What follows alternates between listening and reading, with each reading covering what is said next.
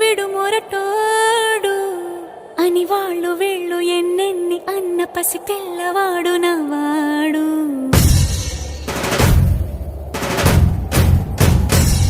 విడు ముండోడు అని ఊరు వాడ అనుకున్న గాని మహారాజు నాకు నవాడు.